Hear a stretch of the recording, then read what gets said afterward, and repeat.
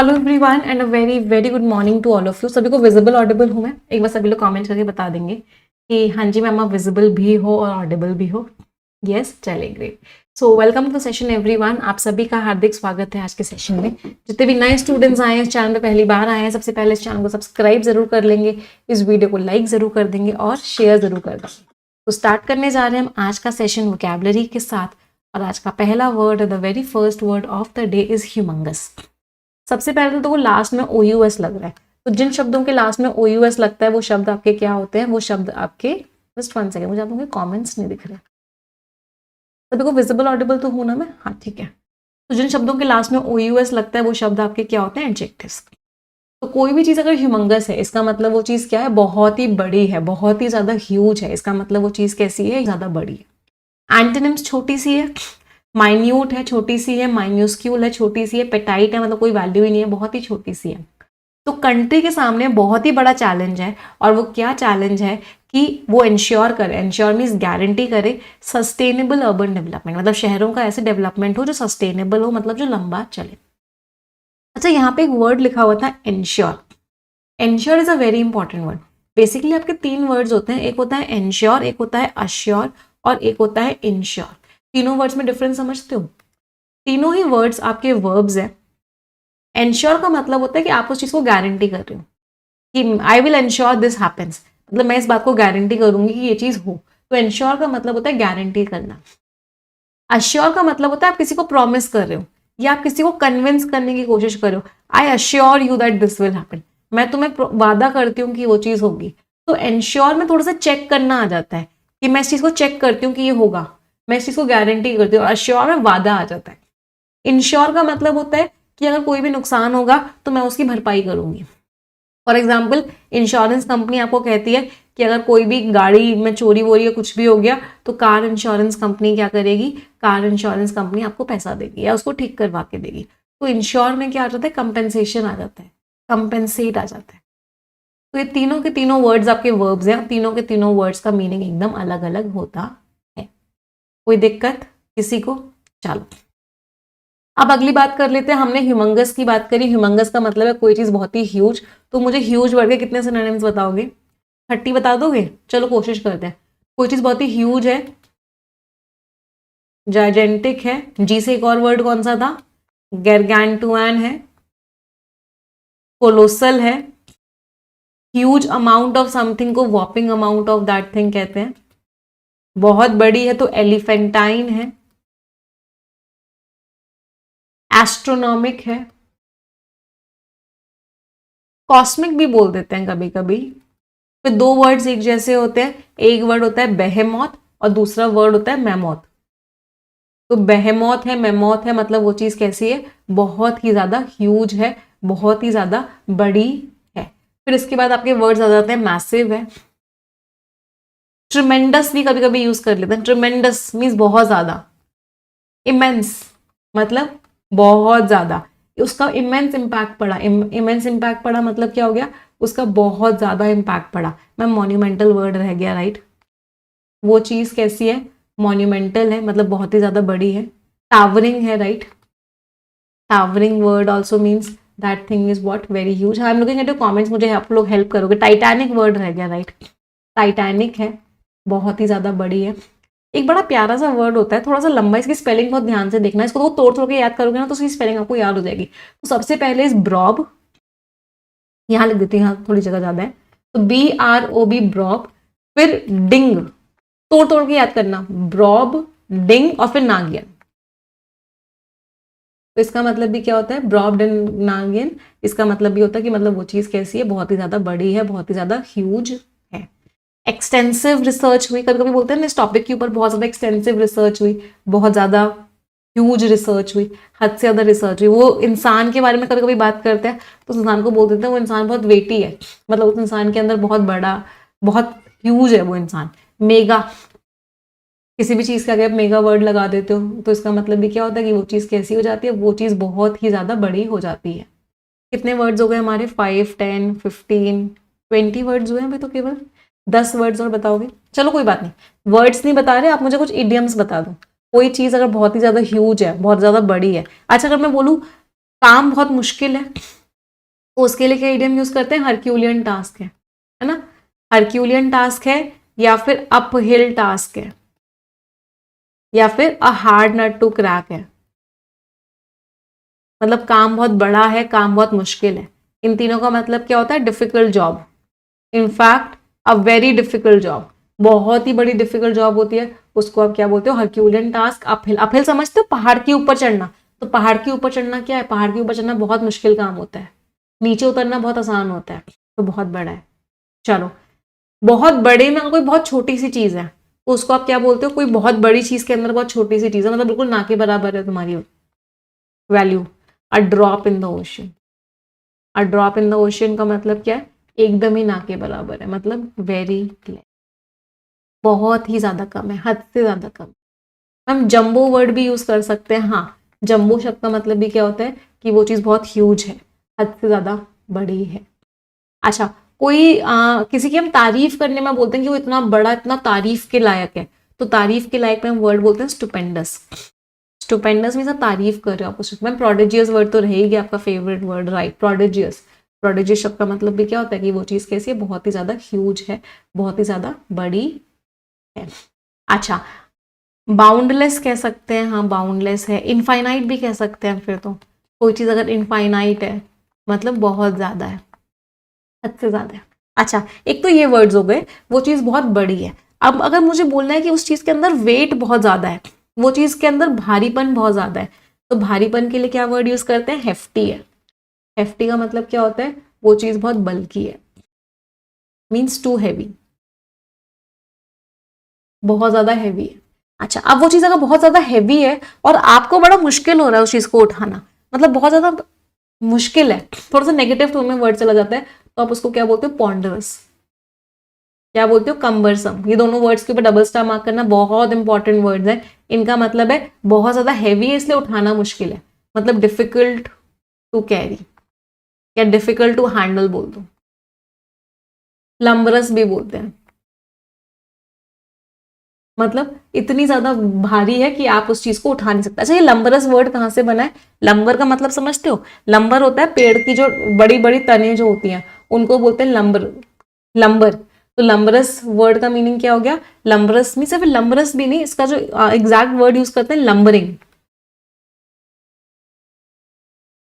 हाँ, इसका मतलब क्या होगा कि वो चीज इतनी भारी है कि आप उसे उठा नहीं पा रहे, मतलब ऐसा लग रहा है कि आपको पूरा का पूरा पेड़ उठाना पड़ रहा है। पेड़ उठाना कितना भारी है, तो लंबरिंग। एक और वर्ड इसके जैसा होता है, एंड द वर्ड इज अनवील्डी।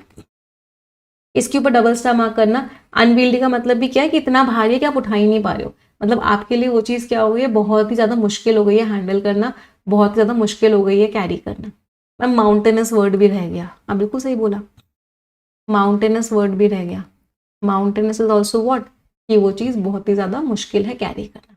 जितने भी हमने वर्ड्स करे हैं, all of them are what, सारे के सारे वर्ड्स आपके एडजेक्टिव्स, और सबका मतलब है मुश्किल है उठाना। चलो वापस आ जाए अगले वर्ड पे। The next word is nihilism. सबसे पहले आप लोग मुझे पार्ट ऑफ स्पीच बता दो। लास्ट में देखो आईएसएम लग रहा है, जिस वर्ड के लास्ट में आईएसएम लगता है वो वर्ड आपका नाउन होता है। अच्छा, इसमें एक वर्ड है निहिल। निहि का मतलब क्या होता है, जीरो, मतलब कुछ भी नहीं है, खालीपन।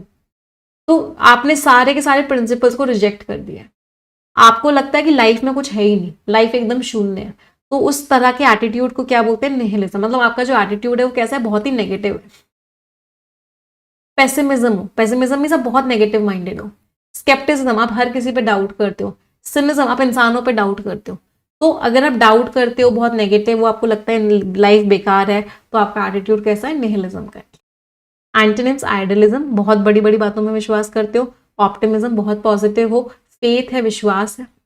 तो उसकी जो फिलॉसफी थी निहिलिज्म की, कि उसको लगता था बेकार है सब कुछ, इसकी वजह से वो हर वैल्यू पे सवाल उठाता था। क्यों, क्योंकि उसको लगता था कि सब कुछ ही क्या है, सब कुछ ही बेकार है, तो उसकी फिलॉसफी ही ये हो गई थी। तो निहिलिज्म मीन्स आपको किसी भी चीज के ऊपर विश्वास ही नहीं है, आप क्या हो, हद से ज्यादा नेगेटिव हो, हद से ज्यादा डाउटफुल हो।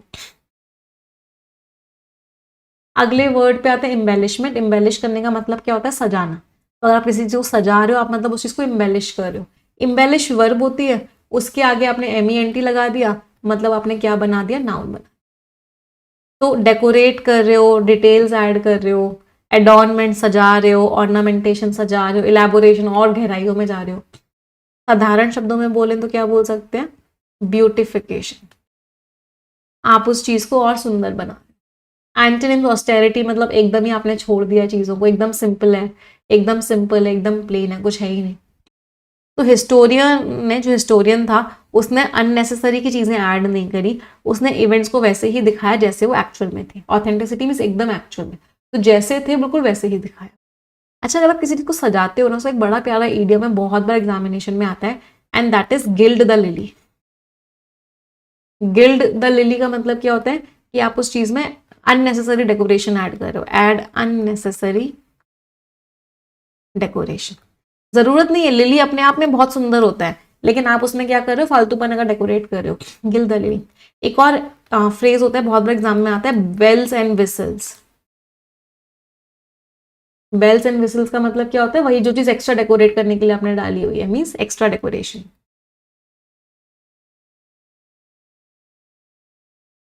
अच्छा, एक और इडियम बहुत बार एग्जाम में आता है, icing on the cake. Icing on the cake means cake तो अच्छा था ही, आपको ऊपर उसके ऊपर से आइसिंग और मिल गई है, मतलब ऑलरेडी वो चीज अच्छी थी, आपने उस चीज को और ज्यादा अच्छा मिल गया, means better version, better things, मतलब वो चीज जितनी थी उससे भी और अच्छी हो गई है। तो जो आपको मिलना था वो तो मिल ही गया, एक्स्ट्रा चीजें भी मिल गई, तो it's like an icing on the cake. या फिर इसको बोलते हैं ice the cake. Ice the cake का मतलब क्या होता है? चीजों को और अच्छा बना दिया आपने। मेक समथिंग बेटर, वो चीज ऑलरेडी अच्छी थी, आपने उसको और अच्छा बना दिया। Ice the cake. चलो अगले वर्ड पे आते हैं। Next word is nirvana. Nirvana सभी को पता है, निर्वाणा का मतलब क्या होता है? एकदम आखिरी स्टेज। गौतम बुद्ध निर्वाणा के बारे में बोलते थे कि एक ऐसी स्टेट जहां पे आप ना दुख है ना सुख है, ना कोई चाहत है, तो इस तरह की स्टेट को क्या बोलते हैं? Nirvana. Part of speech noun. मोक्ष कह सकते हैं। अ ट्रांसेंडेंट स्टेट मतलब आप ऐसे पहुंच गए उस स्टेट में जहां पे ना ही दुख है, ना ही डिजायर है, ना ही कोई सेंस ही नहीं है, मतलब salvation is the correct word. Salvation word बहुत बड़ा एग्जाम में आता है, मीन्स मोक्ष, लिबरेशन, आप फ्री हो चुके हो उस दुनिया से। एनलाइटनमेंट, आपको सारी की सारी चीजें मिल गई हैं, सब कुछ समझ में आ गया है। बॉन्डेज बंधे हुए हो, सफरिंग में हो, मिजरी में हो, दर्द में हो, एगोनी में हो, एंग्विश में हो, दुख में हो, दर्द में हो। तो बहुत सारे बुद्धिस्ट जो है निर्वाणा चाहते हैं, मोक्ष चाहते हैं, मेडिटेशन से और विजडम से। तो बहुत सारे बुद्धिस्ट क्या कोशिश करते हैं कि उनको क्या मिल जाए? उनको निर्वाणा मिल जाए, उनको क्या मिल जाए? मोक्ष मिल जाए। Next word is woebegone. Woebegone इंसान क्या होता है? बहुत ही दुखी। अच्छा, मुझे दुखी वर्ड के कितने सिनोनिम्स बताओगे? दुखी वर्ड के मुझे 30 सिनोनिम्स, कोशिश कर लो, चलो बता पाओगे नहीं? Let's try for 30 synonyms of the word sad. कोई इंसान बहुत सैड है, ग्लूमी है, ग्लम है, मेलनकोलिक है, सॉरोफुल है, वी बी गॉन है, मिजरेबल है, लैक्रिमोज है। लैक्रिमोज मीन्स रो रहा है। लैक्रिमोज का मतलब क्या होता है? टीयरफुल, भरे भरे मोटे मोटे आंसू हैं। लैक्रिमल है मीन्स मरे मरे आंसू है। मोरोज है, क्रेस्ट फॉलन है,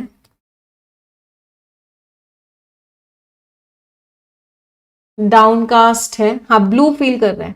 अगर कोई इंसान ब्लू फील कर रहा होता है, इसका मतलब वो इंसान कैसा होता है? बहुत ही ज्यादा दुखी होता है। मोurnफुल है, बहुत ज्यादा दुख हो रहा है उसे। डिसअपॉइंटेड भी है, डिजेक्टेड है। एक और वर्ड था ना डी से, कौन सा वर्ड था? डिस्पोंडेंट है, बहुत ही ज्यादा दुखी है, हद से ज्यादा सैड है। और कोई वर्ड किसी को याद आ रहा हो? मैम डोलो वाले वर्ड्स रह गए। हाँ, डोलोरस है, डोलफुल है। चलो 20 वर्ड्स तो हो गए, 10 मोर वर्ड्स। ग्रिवियस है, ग्लम और ग्लूमी तो लिख लिया ना? हाँ, ग्लम और ग्लूमी तो लिख लिया, डोल वाले वर्ड्स भी लिख लिए। वीफुल है, बहुत ज्यादा सैड है, दुखी है, लो स्पिरिटेड है।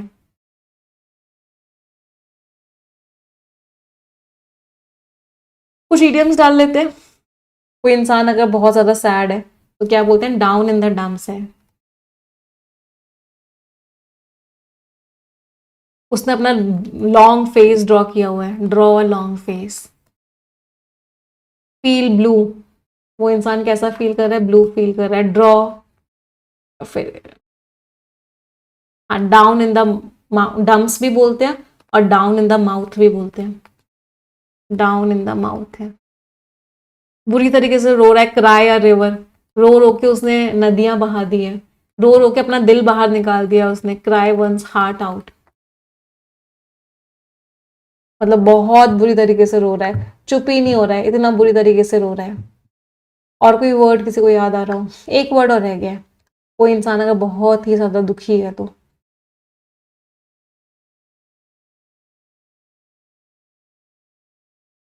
वीपिंग, रो रहा है बुरी तरीके से। हाँ, अनहैप्पी रह गया मैम, अनहैप्पी है।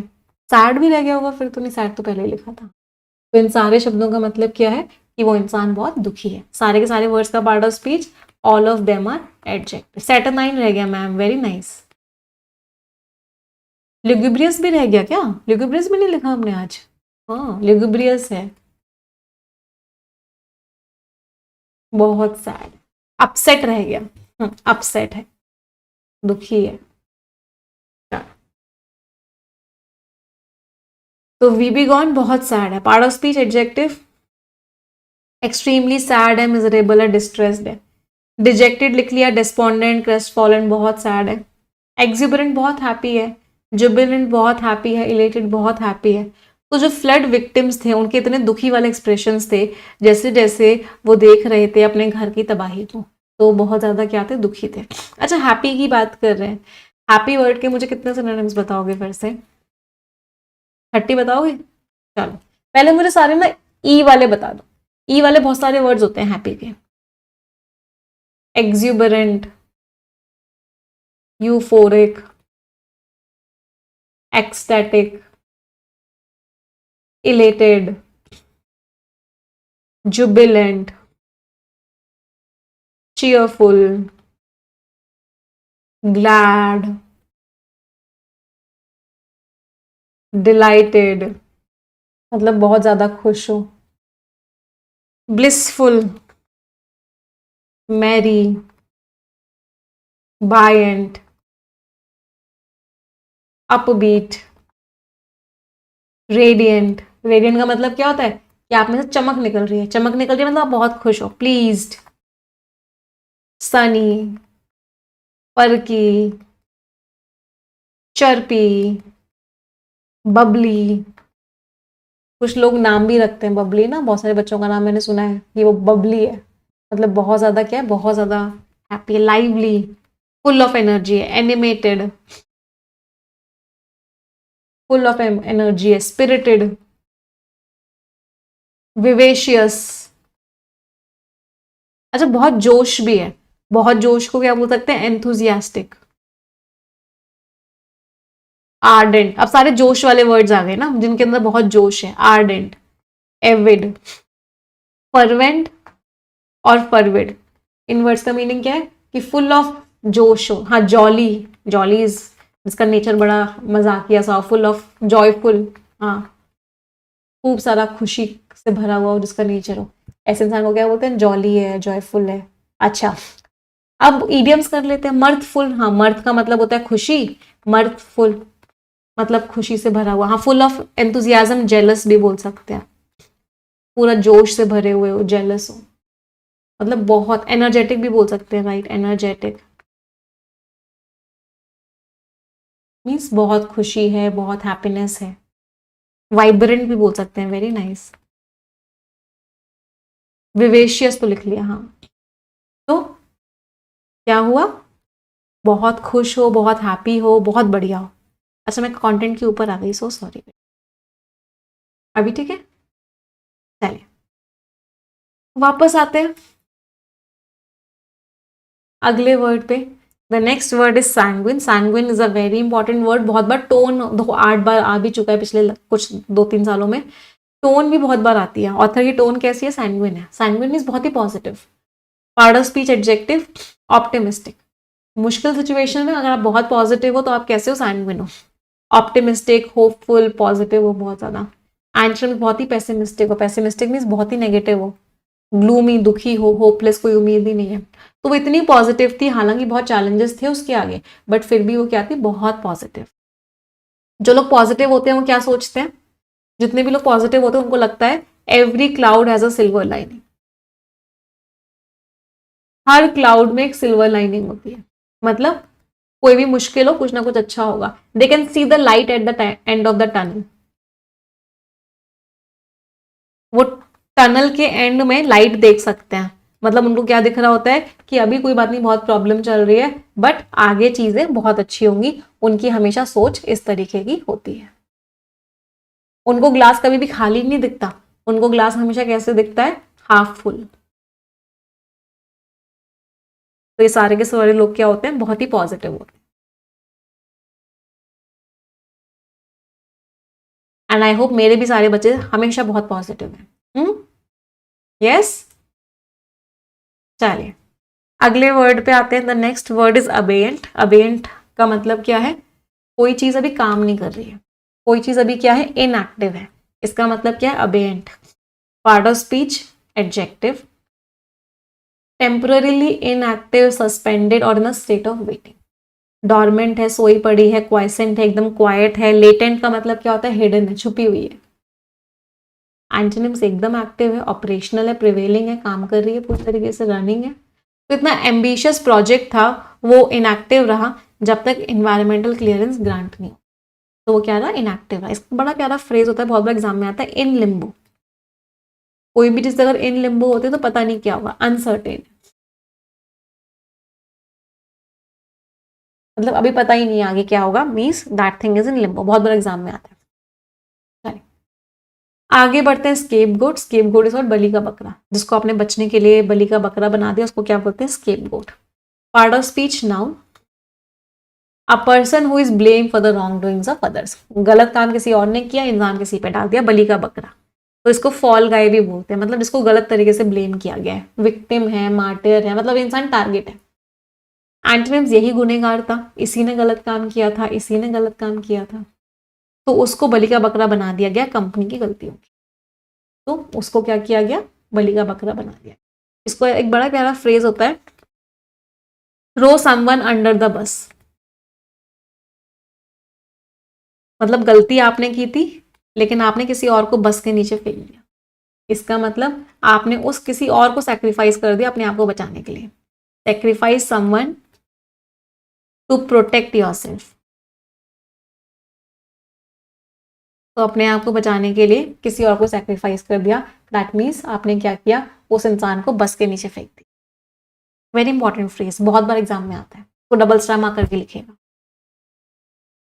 Next is exiguous. Exiguous means वो चीज कैसी है? बहुत ही इतू सी है, बहुत ही ना के बराबर है. लास्ट में ओ यू एस लग रहा है. पार्ट ऑफ स्पीच क्या हो गया? Adjective. Extremely small in amount. बहुत छोटी सी है. मीगर बहुत छोटी सी है, बहुत थोड़ी सी है. स्कैंट, पाल्ट्री, स्पार्स बहुत छोटी सी. कोई चीज बहुत छोटी सी है. टाइनी, माइन्यूस्क्यूल बहुत छोटी सी है. एंटोनिम्स कोपियस भर भर के है. अबंडेंट बहुत ज्यादा है. प्लेंटिफुल बहुत ज्यादा है. बाउंटीफुल भरी पड़ी है. टीमिंग भरी पड़ी है. ब्रिमिंग भरी पड़ी है. प्रोफ्यूज राइट, बहुत ज्यादा है, भरी पड़ी है. तो इतना थोड़ा सा हेल्प था, उसके बावजूद भी वॉलंटियर्स ने उस मिशन को बहुत ही सक्सेसफुली किया. मतलब बहुत थोड़ा सा था, फिर भी उन्होंने बहुत अच्छे से किया. इसी का एक और फ्रेज बहुत बड़ा एग्जाम में आता है, इसको बोलते हैं फ्यू एंड फार बिटवीन. बहुत बार एग्जाम में आया, डबल स्टार मार्क कीजिएगा. फ्यू एंड फार बिटवीन का मतलब क्या होता है? कि वो चीज कैसी है? बहुत ही कम है. एकदम क्या है? ना के बराबर है. अच्छा, अगर ना के बराबर चीज है और उससे आप मैनेज कर रहे हो, उसको क्या बोलते हैं? Scrape by. Scrape by means you are managing with very little resources. Manage with very little resources. Next word is repudiate करना। रेप्यूडिएट करने का मतलब आपने साफ साफ मना कर दिया भाई, रिजेक्ट कर दिया। एक्शन की बात कर रहे हैं, पार्ट ऑफ स्पीचेस, रिजेक्ट कर दिया, मना कर दिया, बिल्कुल साफ साफ मानने से इनकार कर दिया। रिनाउंस मीन्स त्याग दिया, मना कर दिया। डिसअवाउ मना कर दिया। एब्ज्योर इज ऑल्सो छोड़ दिया। एंटोनिम्स नहीं, आप एंडोर्स कर रहे हो, सपोर्ट कर रहे हो, रेटिफाई आप अप्रूव कर रहे हो, अफर्म कर रहे हो, उस चीज को मान रहे हो, बेसिकली एक्सेप्ट कर रहे हो। तो यहाँ पे आप मना कर रहे हो और एंटोनिम में आप मान रहे हो। तो सरकार को जबरदस्ती की गई, कंपेल मीन्स फोर्स, सरकार के साथ जबरदस्ती की गई है वो मना करें इतने झूठे एलिगेशंस को, जब एक इंडिपेंडेंट इंक्वायरी ने फैक्ट्स बताए। सरकार ने क्या किया, उन बेसलेस इल्जामों को इनकार कर दिया। जब किसी चीज को इनकार करते हो, rule it out, rule out. Rule out करने का मतलब क्या, आपने उस चीज को रिजेक्ट कर, ये वो चीज हो ही नहीं सकती, रूल आउट कर दी। समझ में आई वोकैबुलरी सभी को? येस और नो माय चैंपियंस। मैम इसी चीज़ का तो इंतजार कर रहे थे इतने दिनों से। स्टूडेंट्स आई नो कि 2-3 दिन एडिटोरियल नहीं हुआ, बट एडिटोरियल में जब आप लोगों को बताया था मैंने कि द हिंदू एडिटोरियल वालों ने मुझे इनवाइट किया था, and I can not tell you, मतलब इतना इतना रिस्पेक्ट, इतना ऑनर किया उन लोगों ने मुझे इन 3 दिन, मतलब I do not have words.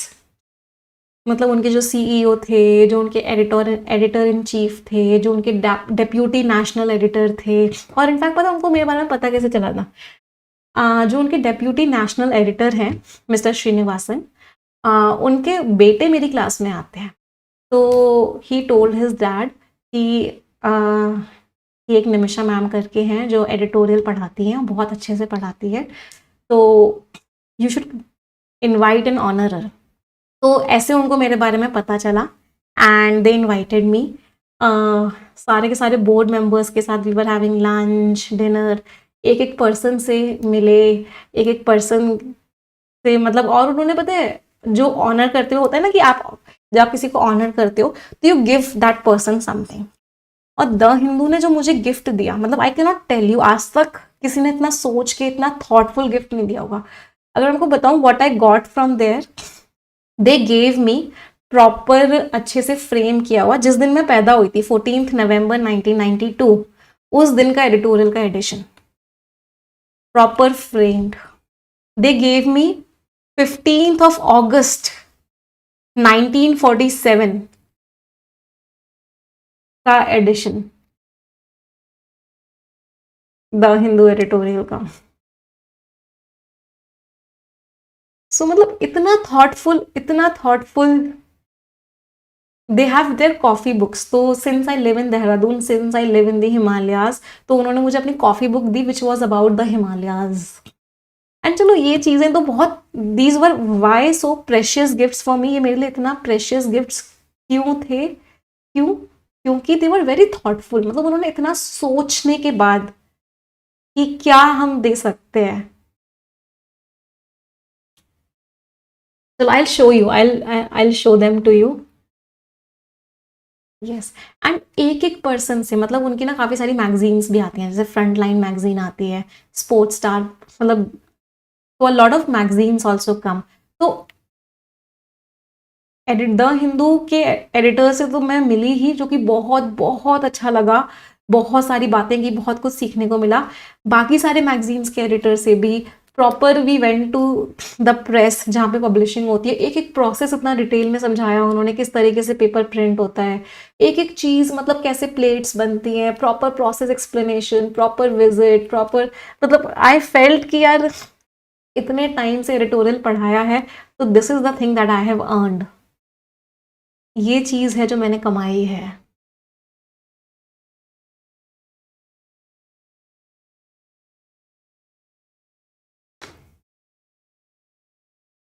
चलो, बहुत सारे डिस्कशंस भी हुए हैं आप लोगों के लिए भी, I have done a lot of discussions. सारी चीज़ें आपको मैं बताऊंगी। हाँ, so will tell you everything. अभी यहाँ आ जाते हैं, अभी एडिटोरियल कर लेते हैं। हाँ चलो, the forest that refuse to die.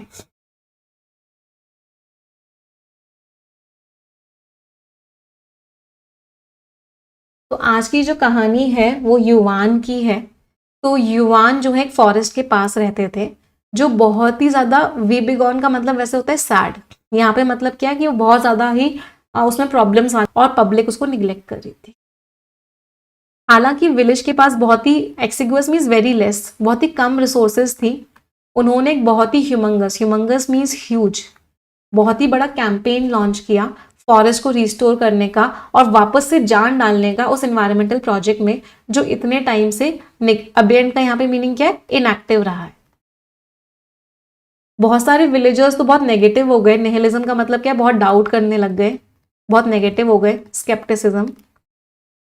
उनको लग रहा था कि उनके एफर्ट से कभी भी इतना बड़ा डैमेज रिपेयर नहीं हो सकता, ठीक नहीं हो सकता। जबकि जो बहुत ही पावरफुल कॉन्ट्रैक्टर्स थे, उन्होंने युवान को ही बलि का बकरा बना दिया, स्केपगोट मींस विक्टिम बना दिया, उसी को बलि का बकरा बना दिया कि उसकी वजह से ही यहाँ पे अनएम्प्लॉयमेंट है। तो उसने उनके जो झूठे इल्जाम थे उनको इनकार किया और रिवील किया, सामने लेके आया, एविडेंस मींस प्रूफ, सच्चाई को सामने लेके आया इलीगल डिफॉरेस्टेशन की। इमोशनल एम्बेलिशमेंट पे रिलाई नहीं किया। एम्बेलिशमेंट का मतलब होता है सजाना, यहाँ पे एम्बेलिशमेंट का मतलब क्या हो गया, और ज्यादा स्ट्रॉन्ग बनाना। इमोशनली उसने चीजों को यूज नहीं किया, उसने साइंटिफिक फैक्ट्स को यूज किया। एम्बेलिशमेंट का वैसे मीनिंग क्या होता है, डेकोरेशन। प्लांटेशन ड्राइव्स करी और एनकरेज किया स्टूडेंट्स को कि वो नेचुरल रिसोर्सेज को प्रोटेक्ट करें।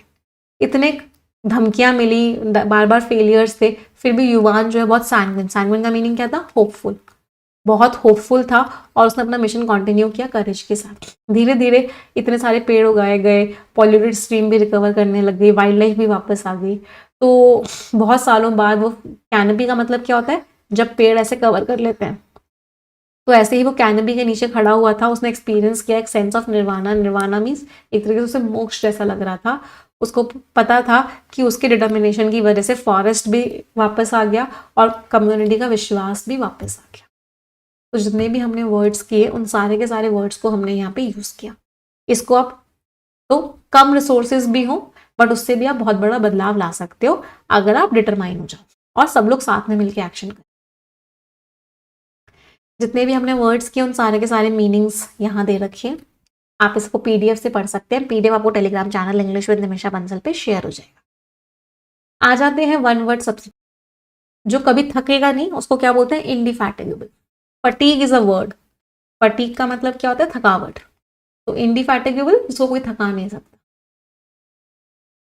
इंटेस्टेट, इसका मतलब क्या है, वो इंसान की डेथ हो गई और उसने कोई वसीयत नहीं बनाई। A person who dies without making a legal will. अच्छा, एक और वर्ड से रिलेटेड है जो बहुत बार आता है एग्जाम में, एंड दैट इज पॉस्थ्यूमस। पॉस्थ्यूमस का मतलब क्या होता है, जब कोई चीज किसी इंसान को उसके मरने के बाद मिलती है। फॉर एग्जाम्पल, ये अवार्ड दिया जाता है बट उस इंसान की डेथ हो गई है, तो वो अवार्ड कैसा हो गया, पॉस्थ्यूमस अवार्ड हो गया। Posthumous award means given after one's death, जो डेथ के बाद दिया जाता है। Very important word. मैटनी, तो बहुत लोग देखने जाते हैं मैटनी शो। मैटनी शो का मतलब क्या, आफ्टरनून शो। तो आप किसी भी चीज का आफ्टरनून शो देखने जा रहे हो, उसको बोलते हैं मैटनी शो। बरो, जो रैबिट्स जमीन के अंदर डिग करते हैं, तो एनिमल जो अपना घर बनाता है जमीन के अंदर, उसको क्या बोलते हैं, बरो। बहुत बार एग्जाम है, ये नंबर्स दिखाते हैं कि वो वर्ड कितनी बार आपके लास्ट 3 इयर्स में एग्जाम में आया है। फ्रेजल वर्ब्स पे आ जाते हैं। गूफ अराउंड मतलब आप सिर्फ टाइम वेस्ट कर रहे हो और कुछ नहीं कर रहे। एक्टिंग इन अ सिली और प्लेफुल वे, गूफ अराउंड, टाइम वेस्ट कर रहे हो। गूफ अप, आपने बहुत बड़ी गड़बड़ कर दी है, घोटाला कर दिया है, हाँ, किसी चीज को खराब कर दिया, गूफ अप कर दिया, गड़बड़ कर दिया। ग्रैपल विद, आप स्ट्रगल कर रहे हो, उस चीज का संघर्ष कर रहे हो। ग्रिन एट, ग्रिन का मतलब क्या होता है, बड़ी सी स्माइल। तो आप बड़ी सी स्माइल दे रहे हो, means grin at. If you are grinning at someone, you are giving a good smile to that person. एक हैप्पी का एक और फ्रेज होता है ग्रिन से ही, grinning from ear to ear. Grinning from ear to ear का मतलब क्या, बहुत बड़ी स्माइल कर रहे हो, बहुत खुश। इडियम्स पे आ जाते हैं। टर्न ऑन द चार्म, इसका मतलब आप चमचागिरी कर रहे हो सामने वाले को अपनी तरफ अट्रैक्ट करने के लिए। फ्लैटरी का यूज कर रहे हो सामने वाले को इन्फ्लुएंस करने के लिए। टर्न ऑफ द चार्म, आप क्या कर रहे हो, एक फ्रेज होता है, क्या बोलते हैं उसे, अगर आप किसी की चमचागिरी करते हो तो बटर अप कर रहे हो, एप्पल पॉलिश कर रहे हो, बूट लिक कर रहे हो, टोडी कर रहे हो। इन सब का मतलब होता है चमचागिरी कर रहे हो। कॉम्प्लीमेंट समवन टू डेथ, आपने उसकी इतनी तारीफ कर दी कि वो मरी जाए, मतलब हद से ज्यादा तारीफ कर दी, तो हद से ज्यादा तारीफ करने को क्या बोलते हैं? Compliment someone to death. इतनी तारीफ करी कि बहुत ज्यादा हो गई। Give someone a glowing review, बहुत तारीफ करी फिर से, मतलब उसको बहुत ज्यादा उसकी तारीफ करी। हाइप समवन अप, उसकी बहुत तारीफ करी फिर से, उसको बहुत एक्साइटेड फील कराया। बिल्ड समवन अप, आपने उस इंसान की तारीफ करी, उसको एनकरेज किया कि उसको कॉन्फिडेंस बढ़ जाए। तो जितने भी फ्रेजेस हैं आज तारीफ करने के हैं, या आप उस इंसान की बहुत ज्यादा भर भर के क्या कर रहे हो? तारीफ करो।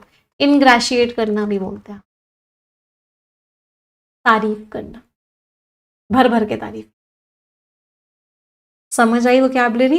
ये स्टोरी सभी लोग टेलीग्राम चैनल से पढ़ेंगे। मजा आया वोकैबुलरी करने में? चलिए, एक रिक्वेस्ट करूंगी सभी को, लगभग 7,000 बच्चे सेशन देख रहे हैं। जितने लोगों ने सेशन को लाइक नहीं किया है, बस तुरंत के तुरंत लाइक कर देंगे। Everyone will like the session, तुरंत के तुरंत, विदाउट अ गैप।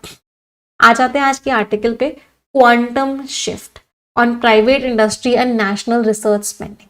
तो क्वांटम शिफ्ट का मतलब क्या हो गया? एक तरह की कंप्यूटिंग होती है जिसको हम बोलते हैं क्वांटम कंप्यूटिंग। क्वांटम कंप्यूटिंग में क्या होता है? बहुत पावरफुल कंप्यूटर्स होते हैं जो यूज किए जाते हैं। तो क्वांटम का मतलब क्या होता है? बहुत ही ह्यूज, बहुत ही बड़ा। तो क्वांटम शिफ्ट का मतलब क्या हो गया? कि बहुत ही बड़ा चेंज। इसको क्या बोल सकते हैं? Huge change. तो हम प्राइवेट इंडस्ट्री की बात करने वाले हैं और नेशनल रिसर्च स्पेंडिंग, और हमारी सरकार कितना खर्चा करती है रिसर्च के ऊपर, हम उसकी बात करने वाले। चलिए आ जाते हैं आर्टिकल पे। All the best everyone.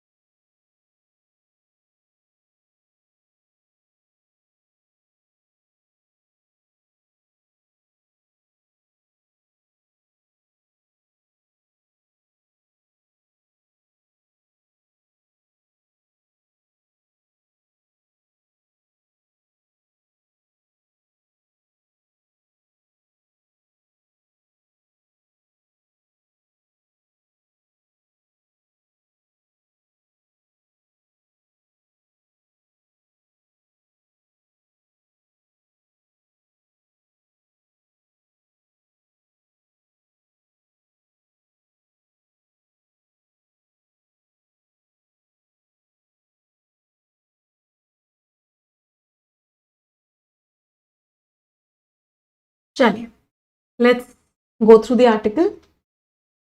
The department of science and technology, तो साइंस एंड टेक्नोलॉजी का जो डिपार्टमेंट है उसके जो लेटेस्ट फिगर्स आए हैं इंडिया की रिसर्च प्रोफाइल को लेके, वो एक बहुत ही बड़ा माइलस्टोन रिकॉर्ड कर रहे हैं। माइलस्टोन का मतलब क्या होता है? एक तरीके से अचीवमेंट। तो एक बहुत बड़ा अचीवमेंट है। 2023-24 में प्राइवेट इंडस्ट्री जो थी accounted for means was responsible for, तो प्राइवेट इंडस्ट्री रिस्पॉन्सिबल थी 51.8% ऑफ नेशनल रिसर्च स्पेंडिंग। मतलब दुनिया भर में जितनी भी रिसर्च स्पेंडिंग होती थी उसमें प्राइवेट इंडस्ट्री इतना ज्यादा स्पेंड करती थी, इतना ज्यादा खर्चा करती थी। ये पहली बार था इन इंडियाज हिस्ट्री, ऐसा पहली बार हुआ है। ओवरटेकिंग मीन्स इसने क्रॉस कर दिया, कंट्रोल ले लिया all tears of government. Tears का मतलब क्या होता है? एक तरीके से ब्रांचेस। तो हर तरह की गवर्नमेंट को इसने क्रॉस कर दिया combined for the first time. पहली बार ऐसा हुआ है कि प्राइवेट इंडस्ट्री ने क्रॉस किया है गवर्नमेंट इंडस्ट्री को। मतलब गवर्नमेंट ने इतना खर्चा नहीं किया रिसर्च पे जितना खर्चा प्राइवेट इंडस्ट्री ने किया, जितना खर्चा कंपनीज ने किया है। मोर ओवर, इसके अलावा जो इंडस्ट्री है अब वो एम्प्लॉय करती है ज्यादा कोर का मतलब क्या होता है? मेन। तो मेन रिसर्चर्स जो हैं उनको प्राइवेट कंपनीज एम्प्लॉय कर रही है, सरकार उतना एम्प्लॉय नहीं कर रही जितना प्राइवेट कंपनीज एम्प्लॉय कर रही है। एम्प्लॉय करना मीन्स जॉब देना।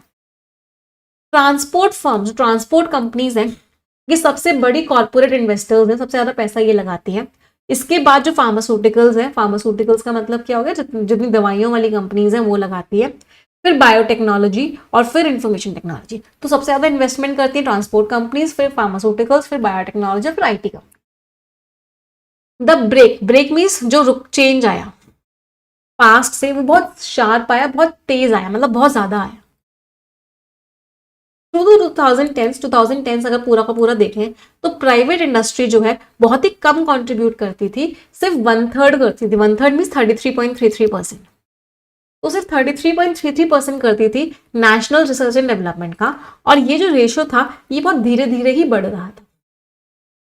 फिर 2020 और 21 के बीच में और 21 और 22 के बीच में प्राइवेट स्पेंडिंग जो कंपनीज खर्चा कर रही हैं रिसर्च में, वो लगभग डबल हो गया, वो इतने से इतना हो गया, और जो टोटल रिसर्च एंड डेवलपमेंट है वो इतने से इतना हो गया एक ही साल में। मतलब एक ही साल में इतना ज्यादा इन्वेस्टमेंट हुआ। रिसर्च एंड डेवलपमेंट के जो स्पेंड्स हैं, जो खर्चे हैं ट्रांसपोर्ट सेक्टर में, जिसने बेयरली मीन्स बिल्कुल ही ना के बराबर, मतलब जिसने हल्का बहुत रजिस्ट्रेशन ही करा था 2020 से पहले, मतलब 2020 से पहले बिल्कुल ना के बराबर था, ये जो है लगभग 3 गुना हो गया। और ये जो है लीड करता है इस ट्रायमवायरेट को। ट्रायमवायरेट का मतलब क्या होता है? 3 सेक्टर्स। तो कौन कौन से 3 सेक्टर्स हो गए? एक बायोटेक्नोलॉजी का सेक्टर हो गया, एक आईटी का सेक्टर हो गया, और एक ट्रांसपोर्ट का सेक्टर हो गया। तो इन तीनों सेक्टर्स का जो ग्रुप है उसको कौन लीड कर रहा है? उसको लीड कर रहा है ट्रांसपोर्ट सेक्टर। तो इसका मतलब है जो 3 का ग्रुप, ट्राइम इज 3, और ट्रायमवायरेट में जो 3 का ग्रुप है उसको लीड करता है आपका ट्रांसपोर्ट सेक्टर। और ये तीनों सेक्टर्स हैं जिनको काउंट किया जाता है कि ये इंडिया के सबसे ज्यादा रिसर्च इंटेंसिव इंडस्ट्रीज है, मतलब इन तीनों जगह सबसे ज्यादा रिसर्च होती है। इन तीनों में लीड करने वाला कौन है? Transport sector. समझ आया आर्टिकल? चलो अगला पैराग्राफ फॉर ऑल।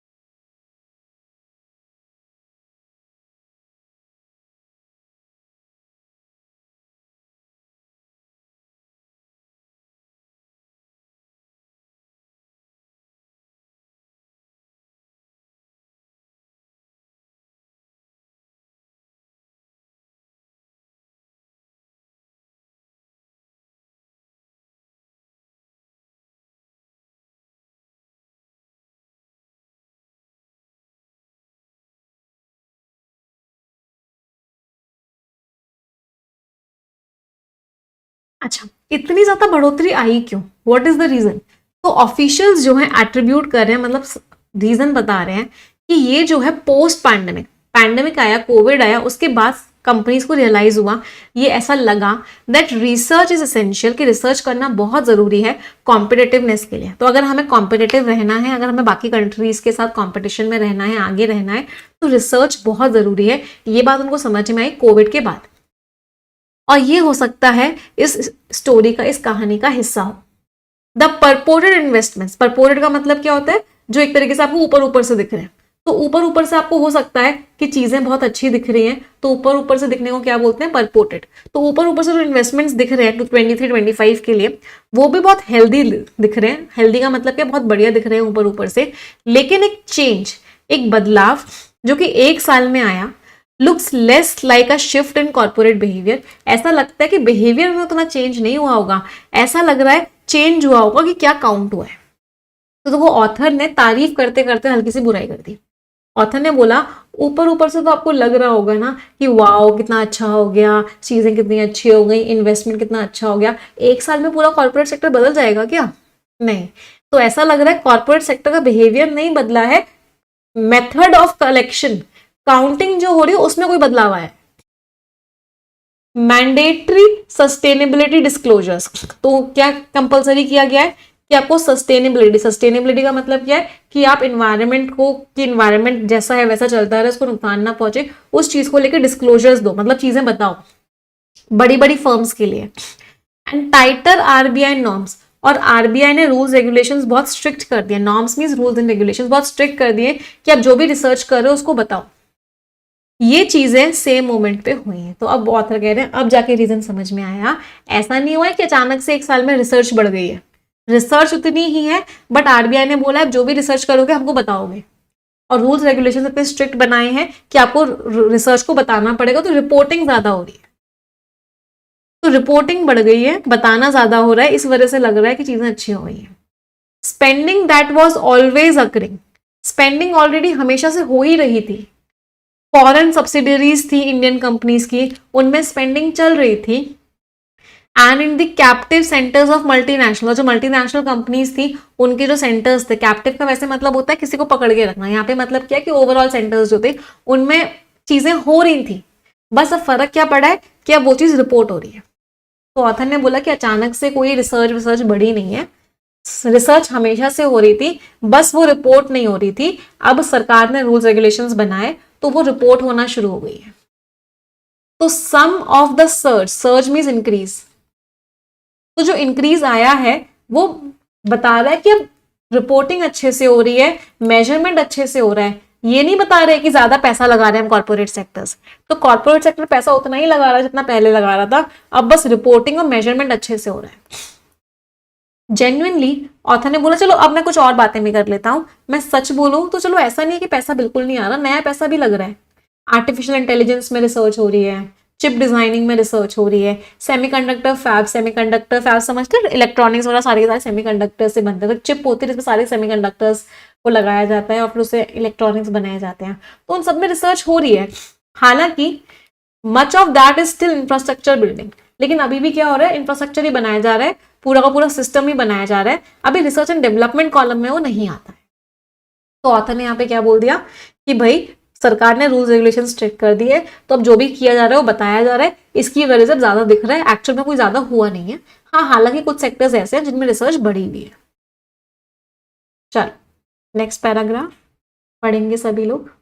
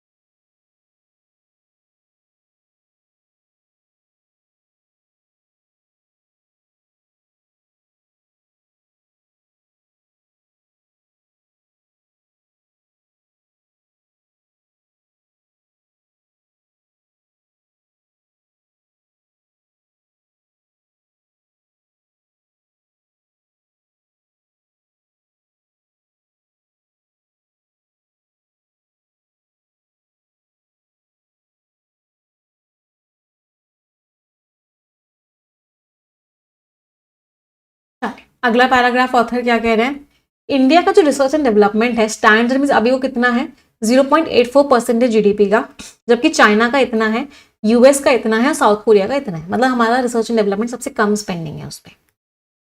इसमें हमारे इंडिया में कितने रिसर्चर्स हैं पर मिलियन पीपल, हर 1 मिलियन लोगों में 10 लाख लोगों में 354 रिसर्चर्स ही हैं, जबकि साउथ कोरिया और इजराइल में तो हजारों हैं। प्राइवेट सेक्टर की खुद की प्रायोरिटीज जो है वो भी एक रीजन है क्वेश्चन का ध्यान रखने का। मोर वो spend on advertising, private sector क्या चाहता है कि जो सामान बना रहा है वो बिके, तो वो एडवर्टाइजिंग पे ज्यादा खर्चा करता है एज कंपेयर टू रिसर्च पे। तो ये जो शिफ्ट आया है कि रिसर्च पे अब पैसा खर्च हो रहा है, ये अच्छा प्रूव होगा अगर ये बढ़ाता है India pool of specialised workers, अगर हमारे यहाँ स्किल्ड लोग अब ज्यादा हो जाते हैं और हमारी जो कैपेसिटी है कि हम बहुत ही हाई टेक सोफिस्टिकेटेड मीन्स बहुत ही एडवांस्ड, अगर हमारी मैन्युफैक्चरिंग बहुत एडवांस हो गई है, हम इकोनॉमी को अब आगे लेके जा रहे हैं, अभी तक हम क्या थे, डिपेंडेंट थे, रॉन्ग रिलायंस मीन्स डिपेंडेंस, इतने लंबे टाइम से हम डिपेंडेंट थे कि हम क्या करते थे, सर्विसेज देते थे बाकी कंट्रीज को जो कि बहुत सस्ती होती थी, इस वजह से हमारा एक्सपोर्ट्स थोड़े से बढ़ जाते थे। लेकिन अब जो रिसर्च एंड डेवलपमेंट हो रहा है इंडिया में, अगर वो मैन्युफैक्चरिंग करवाए, अगर वो हमारे लोगों को स्किल करे तो फायदा है। दैट डिपेंड्स लेस ऑन, और ये इस बात पे डिपेंडेंट नहीं है कि आप कैसे स्पेंडिंग को रिकॉर्ड कर रहे हो, इस बात पे फर्क नहीं पड़ता कि आप कितना रिकॉर्ड कर रहे हो, कितना काउंट कर रहे हो, नहीं, फर्क किस पे पड़ता है कि कितने रिसर्चर्स हैं जो हमारा कंट्री ट्रेन कर सकता है। तो जो अनुसंधान नेशनल रिसर्च फाउंडेशन है जिसके पास 50,000 करोड़ का कॉर्पस, का मतलब क्या होता है, पूरा का पूरा ह्यूज अमाउंट, साधारण शब्दों में बोलें तो बैंक बैलेंस, तो तो 50,000 करोड़ रुपए का बैलेंस है, इसको क्या करना पड़ेगा, और ये जो है क्या है, ज्यादा रेस होता है प्राइवेट सोर्सेस से। इसको किस लिए बनाया गया था, प्रिसाइसली मीन्स एक्यूरेटली, इसको बनाया गया था इसी पर्पस के लिए कि हम इतना रिसर्च एंड डेवलपमेंट करें कि हम अपनी कंट्री में मैन्युफैक्चरिंग करें, हम इतना रिसर्च एंड डेवलपमेंट करें कि हमारी कंट्री में स्किल्ड रिसर्चर्स हों। तो अब इसका जो वादा है वो किस पे डिपेंड करता है, rest on means depends on delivery, ये कितना डिलीवर कर पाएगा, कितना अच्छा परफॉर्म कर पाएगा, इसके ऊपर डिपेंड करता है कि ये अपने वादे को पूरा कर पाता है या नहीं कर पाता। तो ऑथर ने यहाँ पे कंपेयर किया कि बाकी कंट्रीज बहुत ज्यादा रिसर्च एंड डेवलपमेंट करते हैं, इंडिया उतना नहीं करता। चलो इंडिया रिसर्च एंड डेवलपमेंट कर भी रहा है, तो क्या उससे कोई रिजल्ट भी निकल रहा है या नहीं निकल रहा है, वो पता चलेगा आगे फ्यूचर। समझ आया आर्टिकल सभी को? बहुत ही प्यारा आर्टिकल था, इस तरह के आर्टिकल्स आपके एग्जामिनेशन में बहुत आते हैं। आ जाते हैं रीडिंग कॉम्प्रीहेंशन पे। उससे पहले मैं रिक्वेस्ट करूंगी, क्या बात है 7500 से ज्यादा बच्चे सेशन देख रहे हैं, जितने लोगों ने लाइक नहीं किया हुआ है सेशन को एक बार जल्दी से थम्स अप दे देंगे सेशन में। चलिए, ऑल द बेस्ट एवरीवन।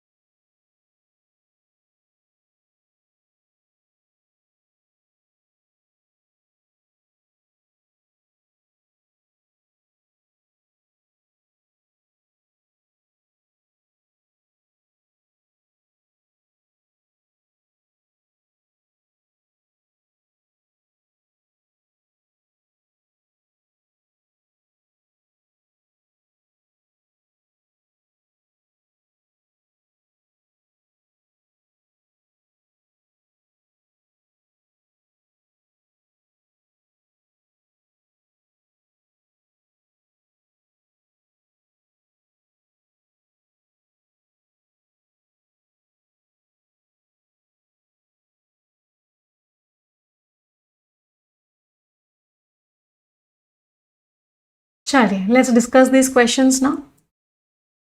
इनमें से कौन सा ईडियम है जो ऑथर का एटीट्यूड बता रहा है कि अचानक से जो बढ़ोतरी हुई है प्राइवेट सेक्टर आर&डी एक्सपेंडिचर में, तो ऑथर का एटीट्यूड क्या है? चलो, ऑथर कंफ्यूज्ड है क्या?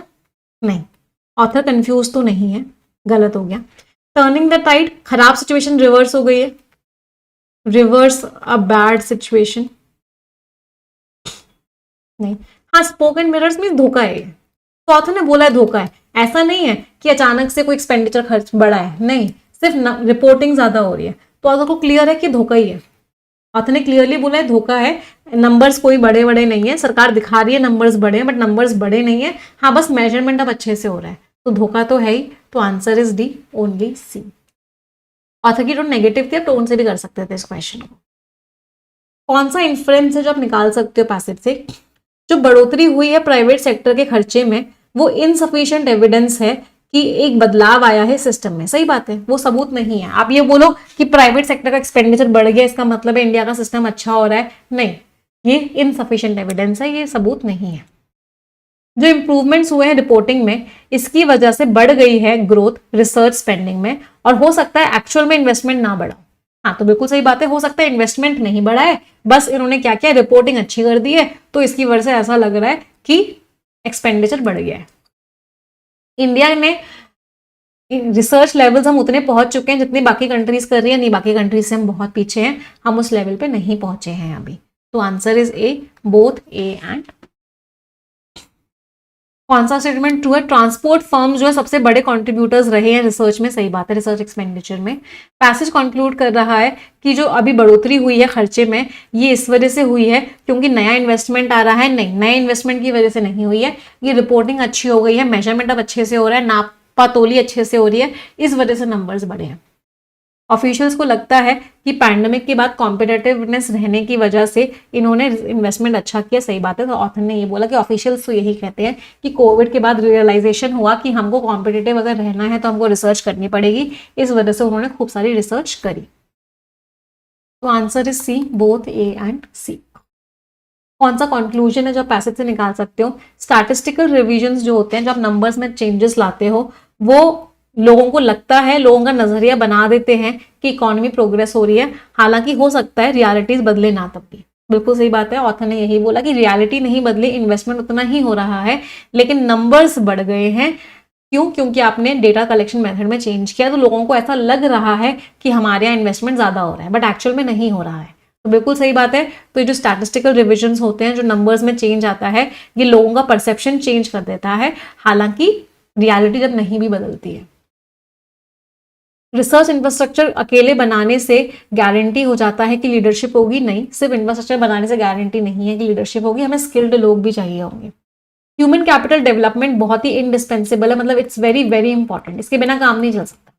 तो अगर हम चाहते हैं कि हमने जो वादे किए हैं, जो हमने पैसा, फाइनेंशियल कमिटमेंट्स का मतलब क्या होता है? जो हमने पैसा लगाया है, तो जो हमने पैसा लगाया है उसमें इनोवेशन, उससे इनोवेशन में कन्वर्ट हो, वो इनोवेशन आए, उसके लिए हमें लोगों को ट्रेन करना पड़ेगा, सही बात है, लोगों को ट्रेन करना बहुत जरूरी है। तो answer is B, both A and सी।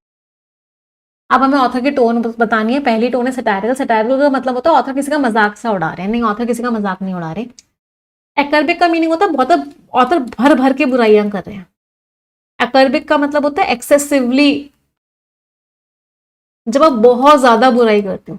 तो ऑथर बहुत ज्यादा बुराई तो नहीं कर रहे, ऑथर ने ऐसे कोई डायरेक्टली किसी को टारगेट नहीं किया, भर भर के बुराई तो नहीं करी है। हाँ, एनालाइज किया है ऑथर ने चीजों को, जैसे हो रही है उन चीजों को देखा है। तो answer is D, only C. Scores everyone, satirical means आप मजाक सा उड़ा रहे हो, मस्ती मजाक सा कर रहे हो, ताने से मार रहे हो, मजाक सा कर रहे हो, उसको बोलते हैं सटारिकल टोन, मतलब इसमें थोड़ा सा फन आता है। क्या क्या स्कोर्स रहे सभी के? चलिए आ जाते हैं स्किमिंग वाले आर्टिकल पे। अच्छा, सभी को पता है आज परफेक्शन क्लास आप लोगों की 11 बजे होगी।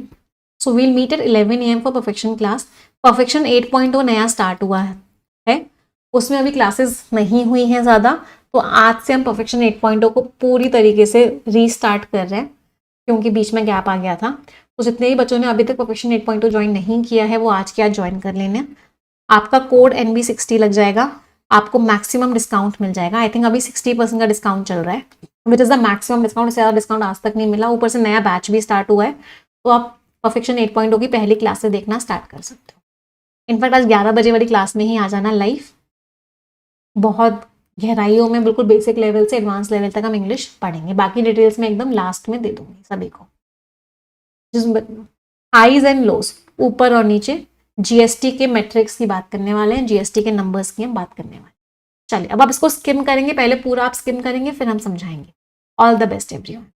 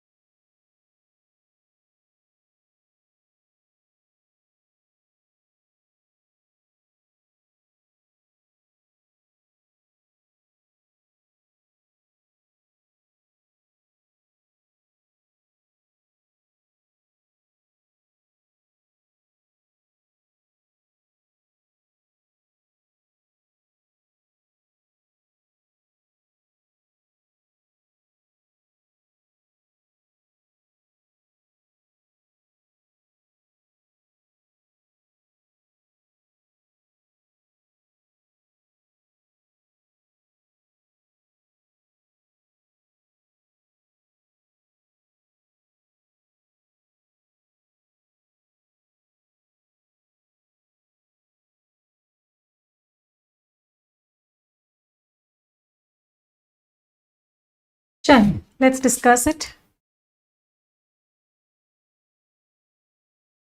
जीएसटी इतना आया जुलाई में, ये बढ़ गया है कि इंडियन इकोनॉमी स्ट्रांग है, लेकिन ये बताता है कि कुछ चीज़ों को छुपा रहा है, इनइक्वालिटीज़ है। इंपोर्ट में इतनी ग्रोथ हुई है, आईजीएसटी तेज़ी से बढ़ा, इंपोर्ट्स हो रहे हैं, डेप्रिसिएशन हो गया इंडियन डिनोमिनेशन का, मतलब इंडियन रुपी का, इन सब चीज़ों का, इस सब की वजह से, इन चीज़ों की वजह से इतने इंपोर्ट्स होते हैं, तो इंपोर्ट बिल बढ़ गया। गोल्ड इंपोर्ट की वजह से भी जीएसटी बढ़ गया, हालांकि ये थोड़ा सा कम हो गया क्योंकि बुलियन इंपोर्ट्स कम हो रहे थे, जो कि बुलियन इंपोर्ट्स इतने कम हो गए। तो ऑथर ने बोला जीएसटी बहुत ज़्यादा बढ़ गया, लेकिन अगर ध्यान से देखोगे तो इंपोर्ट्स बहुत ज़्यादा बढ़े हैं, जिसकी वजह से जीएसटी बढ़ा है। महंगाई है मैन्युफैक्चरिंग लेवल पे, ये बताता है कि जो रेवेन्यूज़ हैं वो किस तरीके से सिस्टम में चल रहे हैं। सर्विसेज में बहुत कम ग्रोथ हुई है, रियल एस्टेट और बिजनेस सर्विसेज में बढ़ोतरी हुई है, लेकिन जीएसटी जो है जोग्राफी के लिए कहीं ज़्यादा है कहीं कम है। रियलिटी ये है कि सिर्फ इतने ही स्टेट्स हैं जिन्होंने रिपोर्ट किया है जीएसटी की ग्रोथ को, जो कि एवरेज से ऊपर है, और इतने स्टेट्स हैं जिनमें एवरेज ग्रोथ से ज़्यादा हुई है जीएसटी में। तो ये दिखाता है कि मैन्युफैक्चरिंग और ऑर्गेनाइज सर्विसेज कुछ ही जगहों पे हैं, सब जगह नहीं है। जहाँ पे अनऑर्गेनाइज सेक्टर्स हैं उनमें अभी उतना ज़्यादा टैक्स कलेक्ट नहीं हो रहा है। जीएसटी 3.0 में क्या होना चाहिए कि जो इकोनॉमिक एक्सपेंशन के बेनिफिट्स हैं वो सब जगह हो, सब के पास पहुँचे। जितना जल्दी रिफंड आएंगे, इसका मतलब है कि फॉरेन बिजनेसेस जो है अपना जीएसटी कंप्लायंस बढ़ा रहे हैं और चीज़ें हो रही हैं। हालांकि कुछ प्रॉब्लम्स हैं, अभी भी उनको रिजॉल्व करना बाकी है। जुलाई के नंबर्स को बहुत ध्यान से देखने की ज़रूरत है। अच्छा जीएसटी का मतलब होना चाहिए कि डोमेस्टिक प्रोडक्शन ज़्यादा हो रहा है चीज़ों में, नहीं तो क्या होगा, अगर बाहर की चीज़ों को इंपोर्ट करने की वजह से ही जीएसटी अगर बढ़ रहा है, सिर्फ महंगाई की वजह से ही जीएसटी बढ़ रहा है, तो ये जो मेक इन इंडिया है ये बहुत ही बड़ा क्लेम है। मतलब एक ऐसी बात है जो कभी सच हो ही नहीं पाएगी, क्योंकि इंपोर्ट्स की वजह से ही जीएसटी बढ़ रहा है। तो पूरे पैसेज को हमने सिर्फ ऊपर ऊपर से पढ़ा और हमको एक बात समझ में है कि जीएसटी ना इंपोर्ट की वजह से बढ़ रहा है। ऐसे कोई डोमेस्टिक प्रोडक्शन ज़्यादा नहीं हो रहा, कंट्री के अंदर कोई मैन्युफैक्चरिंग ज़्यादा नहीं हो रही है, बाहर की चीज़ों को हम इंपोर्ट कर रहे हैं, वो महंगी हो रही है, इसकी वजह से जीएसटी बढ़ रहा है। तो ऑथर का कंसर्न क्या है कि ये जो बढ़ोतरी हो रही है जीएसटी कलेक्शंस में, क्या है, ऑथर बार बार वो बोल रहे हैं कि इंपोर्ट्स की वजह से हो रहा है, महंगाई की वजह से जीएसटी बढ़ रहा है, ऐसे कोई मैन्युफैक्चरिंग बहुत ज़्यादा नहीं हो रही है। तो इसका मतलब है कि हमारी मैन्युफैक्चरिंग बढ़ रही है? नहीं। Rise in manufacturing? नहीं। हाँ, इंक्रीज क्यों हो रहा है? क्योंकि इंपोर्ट टैक्सेशन है, इंपोर्ट्स बढ़ रहे हैं, इन्फ्लेशन बढ़ रहा है। हमारे यहाँ कोई स्ट्रॉन्ग एक्टिविटी नहीं हो रही है, इंपोर्ट्स की वजह से जीएसटी बढ़ रहा है। जीएसटी ग्रोथ इसलिए हो रही है कि गोल्ड इंपोर्ट्स बढ़ गए हैं? नहीं, गोल्ड इंपोर्ट्स तो कम हुए हैं, ऑथर ने बताया था। एक्सपेंशन बताता है कि मैन्युफैक्चरिंग आउटपुट बढ़ गया, नहीं, मैन्युफैक्चरिंग आउटपुट नहीं बढ़ा है, हम सिर्फ इंपोर्ट्स की वजह से जीएसटी बढ़ रहा है। ऑथर ने बार बार ये बात बोली पूरे पैसेज में, यही मेन आइडिया था पूरे पैसेज का।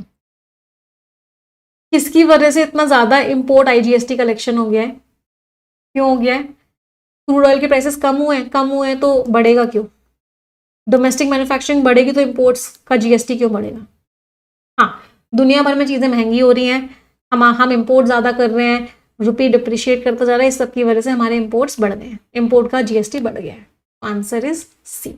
स्कोर्स एवरीवन, क्या क्या स्कोर्स रहे सभी के? चलिए प्रीवियस ईयर क्वेश्चंस पे आ जाते हैं। फ्रिवलस मतलब जो सीरियस ना हो, ग्लीन आप इंफॉर्मेशन गैदर कर रहे हो धीरे धीरे, हेट्रोजेनस अलग अलग, इमिनेंट जो होने वाला है, जुबिलेंट बहुत खुश हो। DECANB scores everyone.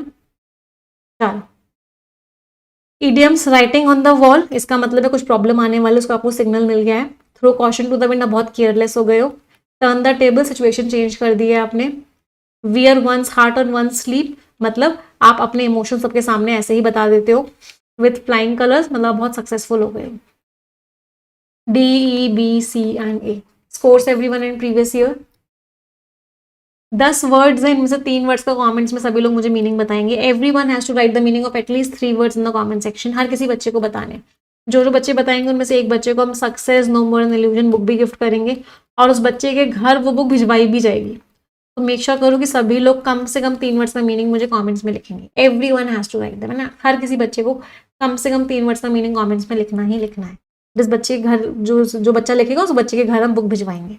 यस, उस बच्चे का नाम कमेंट सेक्शन में पिन भी हो जाएगा। हाँ, परफेक्शन 8.2 स्टार्ट हो चुका है।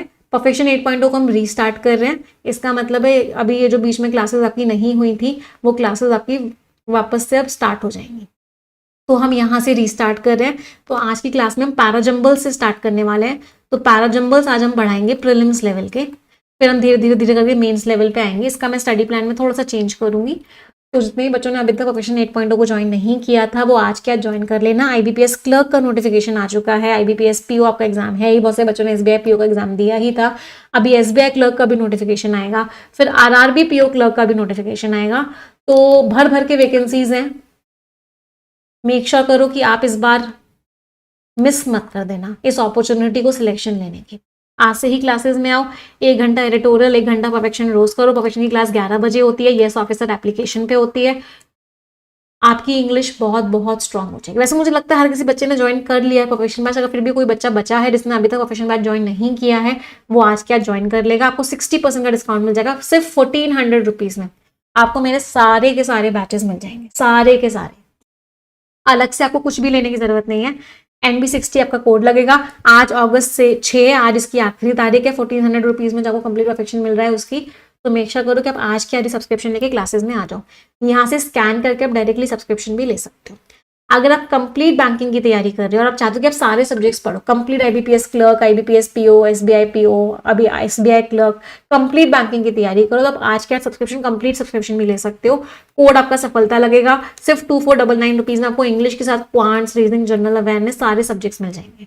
ये इस ऑफर की भी आज आखिरी डेट है। यहाँ से आप स्कैन करके डायरेक्टली क्लासेस में आ सकते हो। जिन बच्चों को रिन्यू करवाना है वो रिन्यू करवा सकते हैं। रिन्यू NB कोड है। कोई डाउट, कोई क्वेरी होगी आप हमें इस नंबर पर व्हाट्सएप करके भी पूछ सकते हो। जिन बच्चों को अपना रिकॉर्डेड टू लाइव अपग्रेड करवाना है वो अपग्रेड भी करवा सकते हो। जिन बच्चों को मॉक टेस्ट लेने हैं वो मॉक टेस्ट ले सकते हैं। मॉक टेस्ट का प्लेटफॉर्म का नाम है ऑफिसर लैब, जो आपको येस ऑफिसर एप्लीकेशन पे ही मिलता है। इसमें भी कोड आपका YES50 लग जाएगा। ठीक है, ये टेलीग्राम चैनल है, इसको ज्वाइन कर लो। यहाँ सारी PDF, सारी मैगजीन्स मिल जाएंगी।